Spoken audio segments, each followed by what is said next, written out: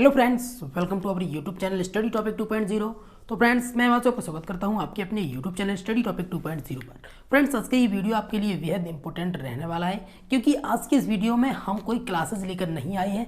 आज के इस वीडियो में हम डिस्कस करने वाले हैं अपनी सीटेट एग्जाम को लेकर। जी हाँ फ्रेंड्स, की सीटेट को आपको जो एग्ज़ाम है उसके लिए आपको जो फॉर्म अप्लाई करना है वो आप किस तरीके से अप्लाई कर सकते हैं, उन सभी चीज़ों पर यहाँ पर हम चर्चा करने वाली हैं। तो फ्रेंड्स, क्योंकि बहुत से फ्रेंड्स के कमेंट्स आ रहे हैं कि सर इसमें सिटी का क्या इशू रहेगा, सिटी हमें कैसे फिल करनी होगी, और अगर सिटी हम फिल नहीं कर पाते हैं तो हमारे पैसे कैसे वापस आएंगे, इन सभी पर हम चर्चा करेंगे। साथ में फ्रेंड्स, आपको सबसे मोस्ट इम्पोर्टेंट जो बात बतानी है वो ये है कि लास्ट ईयर हुआ ये था कि बहुत से फ्रेंड्स के एडमिट कार्ड पे फ़ोटो नहीं आए थे, तो उनके एडमिट कार्ड भी इतनी जल्दी से रिलीज़ नहीं आए थे, तो इसलिए उन्हें बहुत काफ़ी समस्या हुआ ये कि उनका पता चला कि 4 दिन बाद एग्ज़ाम है और उनके पास अभी तक उनका जो एडमिट कार्ड है वो करेक्शन होकर ही नहीं आया है। तब उन्हें काफ़ी समस्या हो गई थी, काफ़ी फ्रेंड्स के एग्ज़ाम भी छूट गई थी। तो उन सभी चीज़ों पर हम यहाँ बात करने वाले हैं कि आपको बिल्कुल से कोई भी गलती नहीं करनी है जिससे आप अपने एग्ज़ाम में रह जाएं, क्योंकि आप 1 साल 6 महीने से प्रिपरेशन कर रहे होंगे और अच्छे से प्रिपरेशन कर रहे हैं, तो आप इस फॉर्म को सही से फिल करिएगा, अन्यथा आपकी मेहनत सब बर्बाद हो जाएगी। तो इसलिए कह रहा हूं कि सावधानी पूर्वक भरिएगा।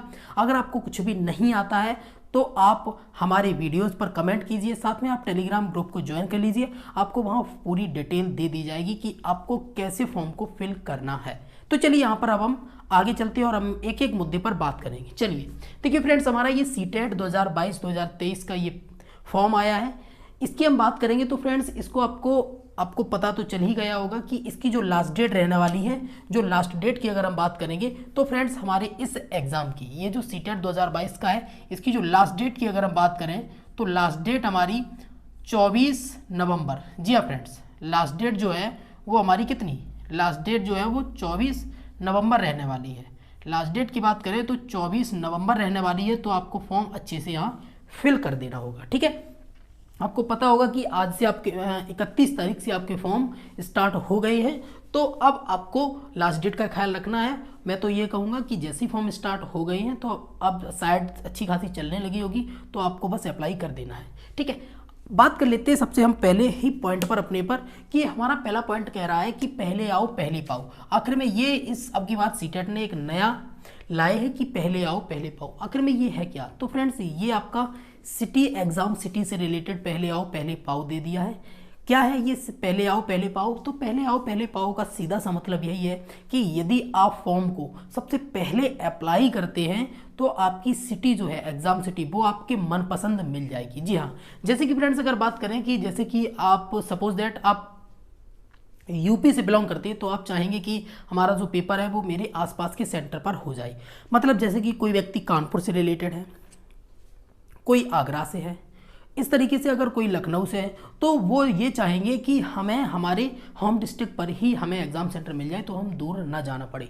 तो उनके लिए यही किया गया है कि आप अपने मनपसंद का एग्ज़ाम सेंटर चूज कर सकते हैं। ये होगा तभी जब आप पहले ही उसको अप्लाई करेंगे, अन्यथा होगा ये कि आपके एग्ज़ाम सेंटर जो होगा उसकी अगर सीट फुलफिल हो जाती है, उसमें जितनी भी नंबर ऑफ स्टूडेंट्स मांगे गए अगर उतने कंप्लीट हो जाती है, तो आपको उस जगह पर, उस स्थान पर आपको वो एग्जाम सिटी नहीं मिल पाएगी। तो देखिए आगे बात कर लेते कि पहले आओ पहले पाओ की बात क्या है कि एग्जाम सिटी डिटेल्स। तो एग्जाम सिटी डिटेल्स आपको ऐसे ही फिल करनी है। अब बात करेंगे कि होता क्या है कि आपका पूरा फॉर्म फिल होने के बाद ही एग्जाम सिटी का ऑप्शन आएगा।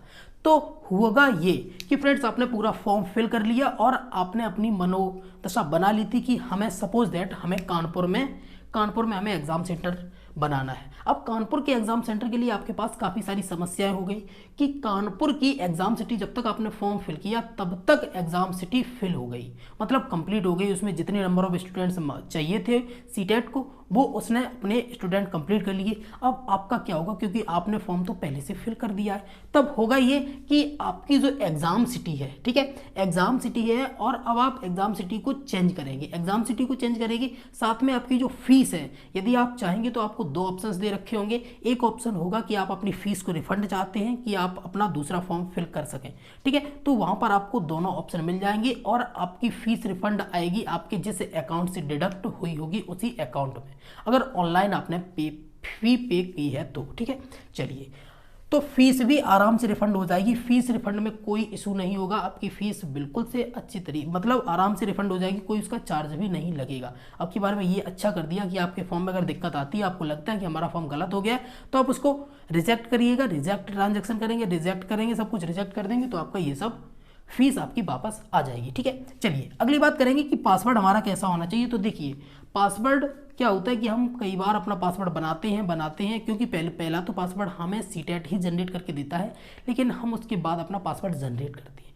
जब पासवर्ड जनरेट करते हैं तो काफ़ी स्टूडेंट्स के साथ ये होता है कि उन्हें पासवर्ड जनरेट करना नहीं आता। तो पासवर्ड जनरेट करने के लिए आपको कुछ नहीं करना है, सिंपल सा, जैसे कि सपोज दैट मैं अपनी बात करूं तो आपको करना ये होगा कि आपको पहला लेटर कैपिटल बनाना है, जैसे कि मेरा ये रहा, ठीक है। तो आपको 3-4 अक्षर तक इस तरीके से लिख देने होंगे। आपको उसके बाद कोई एक स्पेशल कैरेक्टर, सपोज दैट मान लो @ ऑफ है, @ के बाद आपको करना ये होगा कि अब आपको कोई न्यूमेरिक वैल्यू चाहिए होगी, लगभग कम से कम 4 अंकों की। सपोज दैट हमने यहाँ पर लिख दिया 3, 6, 9, 8, ठीक है। तो ये हमारा एक स्ट्रॉन्ग पासवर्ड बन गया है। तो आपको पासवर्ड ऐसे ही फिल करना है, अगर आप पासवर्ड किसी तरीके का और डालेंगे तो वो एक्सेप्ट ही नहीं करेगा। तो इसलिए आपको पासवर्ड डालते समय बहुत ध्यान रखना है। साथ में आपको अपना पासवर्ड नोट डाउन कर लेना है, कहीं आप अगर भूल जाते हैं तो आगे आपका प्रॉब्लम क्रिएट हो सकती है, ठीक है।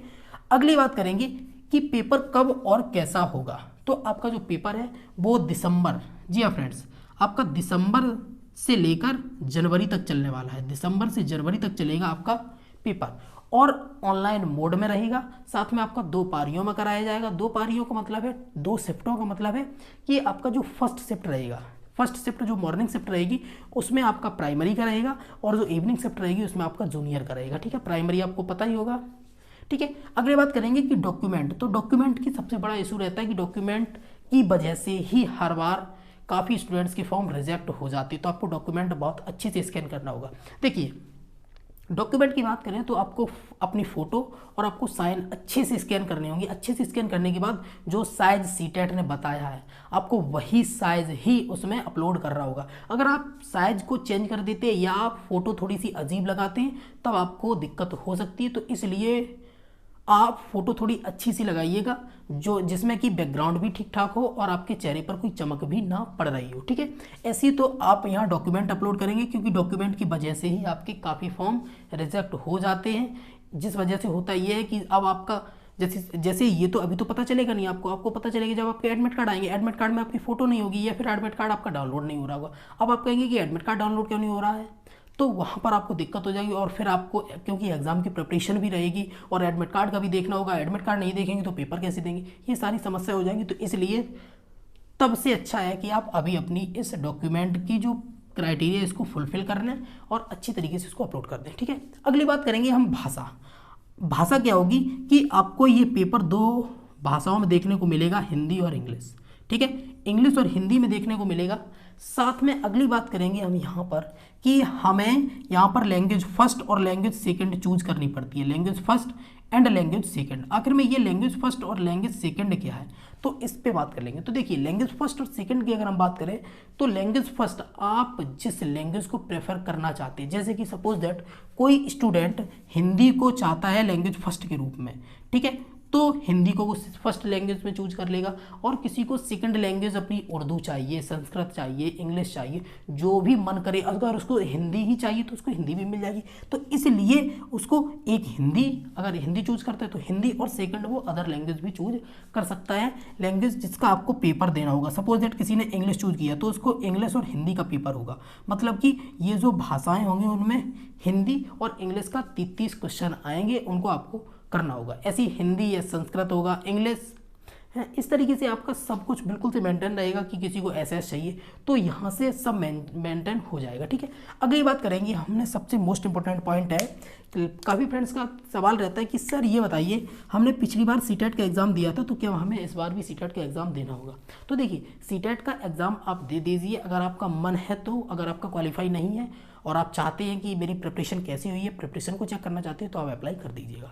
सबसे मेन पॉइंट है कि सीटेट सर्टिफिकेट कब तक मान्य है, तो ये जो आपका ये इसकी जो वैलिडिटी है ये आपकी वैलिडिटी लाइफ टाइम रहेगी। जी हाँ फ्रेंड्स, लाइफ टाइम वैलिडिटी रहेगी। लाइफ टाइम वैलिडिटी के साथ में आपसे एक बात और बताएं, आपके साथ में होगा क्या कि आपका ये जो सीटेट रहता है ये KVS NVS मतलब सेंट्रल की कोई भी अगर टीचिंग जॉब आती है तो आप वहाँ अप्लाई कर सकते हैं जो कि आपके एग्ज़ाम से रिलेटेड होगी। ठीक है, तो फ्रेंड्स इस तरीके की हमारी ये कुछ मोटे मोटे जानकारी थी जो आपको देनी थी।